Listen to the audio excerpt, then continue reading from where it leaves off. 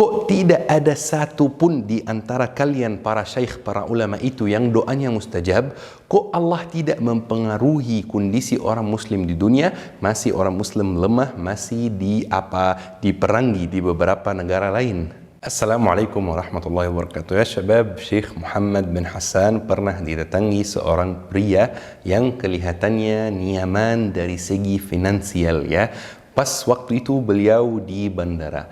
Kemudian orang itu datang dan menghadap Syekh Muhammad dan mengatakan, "Ya Syekh, Allah zalim, Allah menzalimi hambanya." Orang bilang seperti itu. Jadi Syekh Muhammad kaget bagaimana caranya merespon orang itu. Apakah dimarahi, apa didengar? Apakah diajak diskusi atau ditinggalkan? Tetapi Syekh Muhammad bin Hassan memutuskan untuk mengajak dia berdiskusi. Orang itu lanjut curhat, lanjut bercerita. Kalian itu para syekh, kalian itu para ulama sangat aneh. Kalian itu setiap bulan pergi ke Arab Saudi umrah, ya, dan berdoa. Kalian semua berdoa supaya Allah memperbaiki kondisi orang muslim di dunia, supaya Palestina dibebaskan, supaya Suriah kondisinya diperbaiki. Kok tidak ada satu pun di antara kalian para syaikh, para ulama itu yang doanya mustajab? Kok Allah tidak mempengaruhi kondisi orang muslim di dunia? Masih orang muslim lemah, masih diperangi di beberapa negara lain. Syekh Muhammad langsung menjawab dia dan bertanya balik, "Kamu kerja di mana?" Orangnya jawab, "Di perusahaan A." Jadi Syekh Muhammad bilang, pesaing perusahaanmu adalah perusahaan B. Jika kamu bangun tidur dapat kabar bahwa perusahaan B naikkan semua gaji karyawannya kecuali kamu, apakah kamu sedih atau tidak? Orangnya jawab, tidak sedih. Jadi Syekh Muhammad mengatakan, kenapa tidak sedih? Harusnya sedih. Orangnya jawab lagi, tidak sedih. Ngapain sedih ya Syekh? Memang aku tidak bekerja di perusahaan B. Aku kan bekerja di perusahaan A. Syekh Muhammad bertanya balik, uang kamu halal atau ada ribanya? Dia jawab, ada ribanya Syekh. Syekh Muhammad bertanya balik, istri dan anak kamu pakai jilbab atau tidak? Dia jawab, tidak pakai jilbab Syekh. Syekh Muhammad bertanya balik, kamu salat 5 waktu, tepat waktu atau tidak? Katanya jarang sholat Syekh, kadang-kadang sholat Jumat, kadang-kadang tidak. Jadi Syekh Muhammad mengatakan, wajar, ini persepsi kamu tentang Allah, tentang doa, dan tentang masalah mengabulkan doa atau menolak doa. Jadi ya syabab, jika hamba Allah ingin panggilannya, ingin permintaannya diterima oleh Allah subhanahu wa ta'ala, dia harus penuhi panggilan Allah subhanahu wa ta'ala dulu. Allah panggil 5 kali sehari untuk salat. Kira-kira kita penuhi panggilan ini atau tidak? Ada yang tidak memenuhi sama sekali. Ada yang memenuhi tapi malas-malasan. Ada yang sangat semangat memenuhi panggilan Allah. Pasti mereka tidak akan sama. Teman-teman, kalau mau lebih khusyuk dalam salat, mau memahami ilmu agama, sangat dianjurkan untuk belajar bahasa Arab. Buat teman-teman yang mau belajar bahasa Arab, hubungi Syabab Belajar Akademi. Buat yang muda, buat yang tua, buat yang sibuk, buat yang waktunya longgar, insyaAllah semuanya bisa belajar. Bahkan yang di luar Indonesia pun bisa belajar. Hubungi mereka, mudah-mudahan lancar insyaAllah proses belajarnya. Rasulullah pernah bercerita tentang seorang hamba yang berdoa dan mengatakan, wahai Rabbku, namun makanannya haram, minumannya haram, pakaiannya haram, perutnya diisi, perutnya kenyang dari makanan yang haram, tidak mungkin doanya dikabulkan, kata Rasulullah. Ya syabab, Al-Faqir mau bertanya, apa itu ibadah? Yani saya meminta dari teman-teman, dari jamaah untuk menjawab pertanyaan ini. Apa itu ibadah? Biasanya kalau kajian di masjid lebih seru karena bisa berinteraksi langsung dengan jamaah. Tetapi online itu ya memang ini kekurangannya. Jadi teman-teman bisa di rumah masing-masing menjawab, apa itu ibadah? Mungkin ada yang jawab ibadah itu salat. Mungkin ada yang jawab ibadah itu berbuat baik kepada orang tua misalnya. Mungkin ada yang jawab ibadah itu puasa. Tetapi ya syabab, ketika Rasulullah ditanya apa itu ibadah, Rasulullah menjawab, ad-du'a huwal ibadah. Doa doa adalah ibadah. Coba bayangkan ya jemaah, ketika Rasulullah diminta untuk memilih satu kata yang bisa mendeskripsikan hal yang sangat penting seperti ibadah, Rasulullah memilih kata doa. Jadi posisi doa, derajat doa dalam agama Islam adalah derajat yang sangat penting, bukan derajat yang rendah sama sekali. Bahkan dalam bahasa Arab, al-ma'na al-lughawi, kata salat itu artinya doa. Bahkan kita setiap hari dalam salat kita berdoa, ihdinas siratal mustaqim, tunjukkanlah kami jalan yang lurus. Ini doa ya syabab yang kita bacakan di setiap hari, di setiap rakaat, di setiap salat.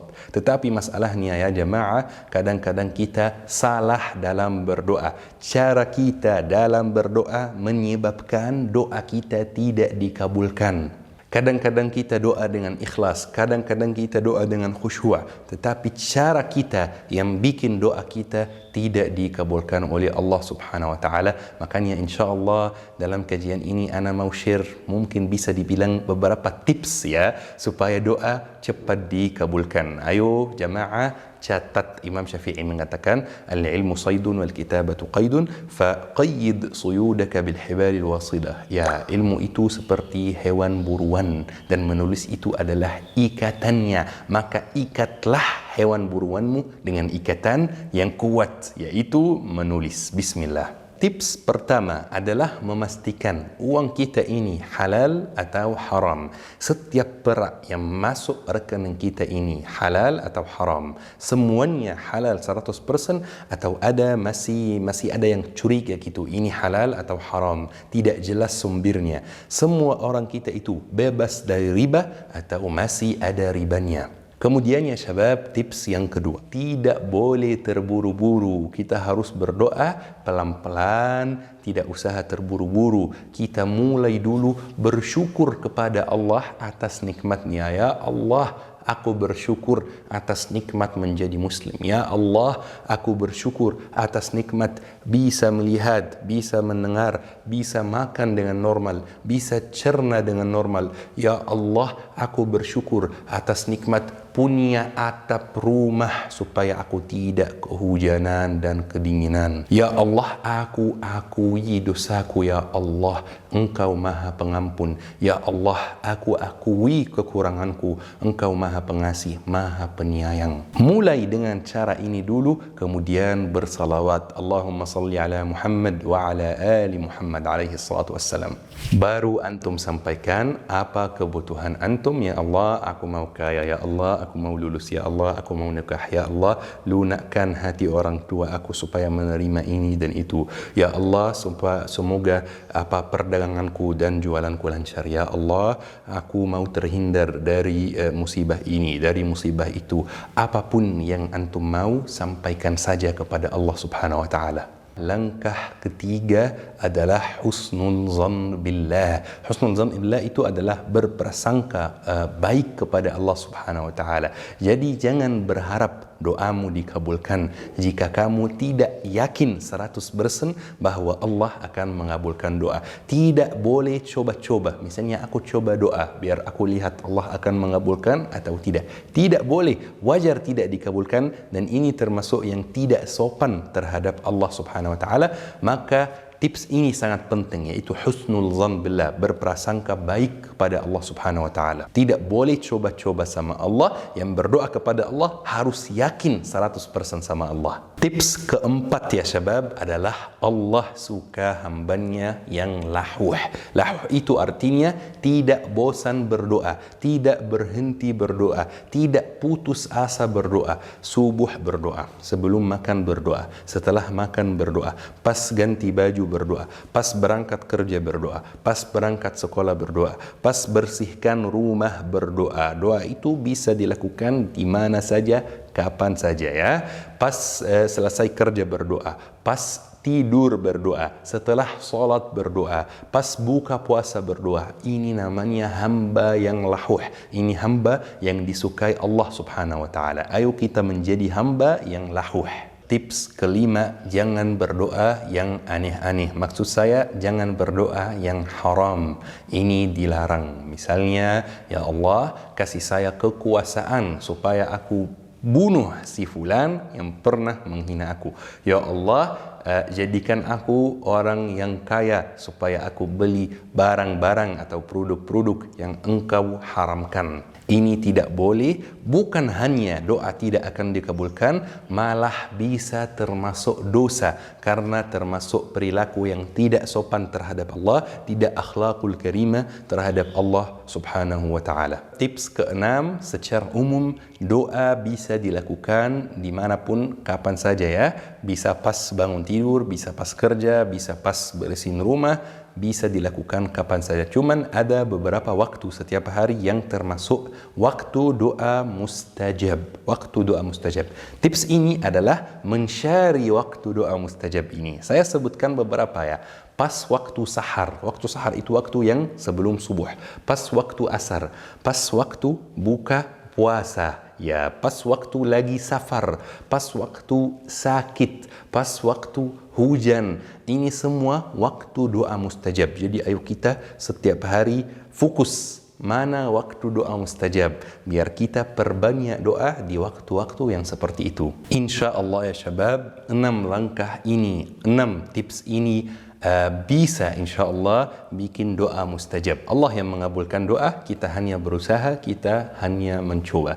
Tetapi pernah juga pas saya ceramah ada yang pernah bilang seperti ini, Ustaz, saya sudah melakukan semua hal tersebut, uang saya halal, saya tidak terburu-buru, saya mencari waktu mustajab, tetap doa tidak dikabulkan. Saya sudah hampir 1 tahun berdoa supaya aku dapat beasiswa di luar negeri, saya tidak diterima, malah musuhku yang menghina aku sebelumnya, dia yang diterima dan aku tidak diterima. Bagaimana itu Ustaz? Dan sebenarnya syabab, ini pertanyaan yang sangat wajar. Bahkan para sahabat Rasulullah pernah bertanya seperti ini kepada Rasulullah, dan insya Allah jawaban Rasulullah akan bikin hati teman-teman tenang. Rasulullah bersabda, "Ma min muslimin yad'u bid'awatin laisa fiha ithman aw qati'at rahim." Tidak ada seorang muslim yang berdoa dengan sebuah doa yang tidak terkandung di dalamnya maksiat, hal yang haram atau pemutusan hubungan silaturahmi, illa a'tahu Allahu biha ihda thalath, kecuali Allah akan memberikan kepadanya salah satu hal berikut. Yang pertama, imma an tu'ajjala lahu da'watuh, Allah akan mengabulkannya dengan segera. Dan ini yang kita tunggu-tunggu kan, yakni misalnya kita berdoa mau mobil, dikasih mobil, kita berdoa mau rumah, dikasih rumah, kita berdoa mau beasiswa, dikasih beasiswa. Tetapi ini hal yang pertama, masih ada 2 hal lagi. Wa imma an yaddakhiraha lahu fil akhirah, Allah mengakhirkannya untuknya di akhirat. Jadi doanya dikabulkan, tetapi tidak sekarang. Sekarang mungkin ini doa ini atau hal ini bahaya buat dia. Jadi Allah mengabulkan doanya tetapi di akhirat, bukan di dunia. Wa imma an yasrif anhu minas su'i mithluha, atau memalingkannya dari keburukan yang semisalnya. Yakni misalnya antum berdoa mau cepat nikah, tetapi karena Allah pasti maha mengetahui kondisi antum, Allah tidak mengabulkan doa antum dengan segera. Tetapi Allah akan bikin antum terhindar dari keburukan yang lebih besar berkat doa antum ini. Terhindar dari kecelakaan yang luar biasa, terhindar dari menikah dengan orang buruk yang menghina antum, terhindar dari misalnya kerugian dalam bisnis. Itu semuanya berkat doa antum yang tidak dikabulkan. Subhanallah, sampai para ulama bercerita bahwa orang yang doanya tidak dikabulkan di akhirat, dia akan senang, malah bersyukur kepada Allah. Ya Allah, alhamdulillah aku bersyukur karena doaku di dunia tidak dikabulkan. Dia senang karena dia melihat pahalanya di akhirat yang menyelamatkan dia dari api neraka. Jadi jangan sedih kalau doamu tidak dikabulkan. Yang berdoa itu tidak mungkin rugi. Yang berdoa itu selalu menang insya Allah. Yang bangun tidur di tengah malam sedangkan yang lain semuanya tidur, bangun tidur untuk menyampaikan kekhawatirannya kepada Allah Subhanahu wa taala, bangun tidur untuk curhat kepada Allah Subhanahu wa taala, bangun tidur untuk meminta dari Allah Subhanahu wa taala, tidak mungkin Allah tidak menolong, tidak mungkin antum rugi. Doa dikabulkan atau tidak itu urusan Allah, bukan urusan kita sebagai hamba yang lemah. Yang penting kita berdoa dengan ikhlas, yang penting kita berdoa dalam keadaan harta kita suci dari uang haram. Yang penting kita berdoa dengan rajin, kita termasuk hamba yang lahuh, yang tidak bosan berdoa. Semoga kita termasuk hamba yang rajin minta sama Allah Subhanahu wa taala, rajin curhat sama Allah Subhanahu wa taala daripada curhat dengan manusia yang biasanya tidak bisa menolong diri sendiri apalagi menolong orang lain. Syukran ya syabab. Wassalamualaikum warahmatullahi wabarakatuh. تعلمت عنك الكثير فأرجو استقام الخطى والمسير.